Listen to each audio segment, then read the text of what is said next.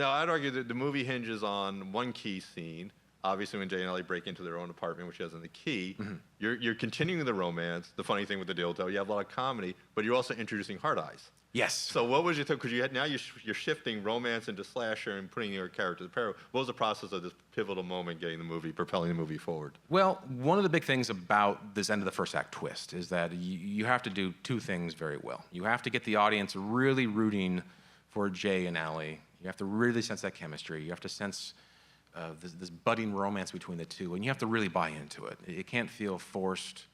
Can't feel fake. You really got to root for them at this point of the film. And we've had about 20 minutes of them interacting by this point. So that's a big goal. The second thing is that you have to make the emergence of this killer an immediate threat.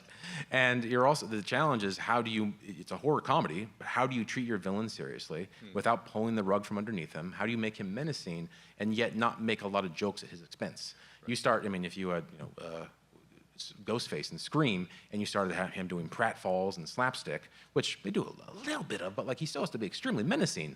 Right. So that was very important for this film as well. How do you, like I said, make sure that the romance qualities between Jay and Ellie are working, but make hearteyes, really threatening and ominous.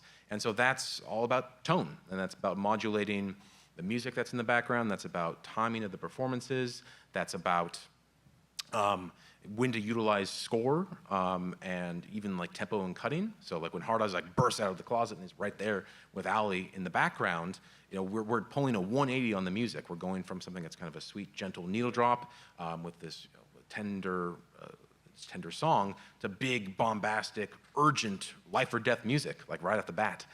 And the tempo of the scene is increasing for this fight scene right off the bat, and you're communicating that everything has changed, immediately, right off the bat. And so making sure that you are doing that without, like I said, not making hearteyes cartoonish. You can't make him see, even though you're getting some slapstick elements of Jay falling, the driver getting shot in the head with the arrow. You're getting some stuff later in the carnival scene with Ellie running away from hearteyes. It's important never to make him feel silly. Always make him feel dangerous. And so treat the horror sincerely, treat the romance sincerely, and let a lot of these comedic interactions be naturally derived from character, or let them be derived from the form. We do that a little bit on the film as well when we're utilizing sound and utilizing music as a little bit of a meta reference to draw comedy out of as well, but never at the expense of our villain. Yeah.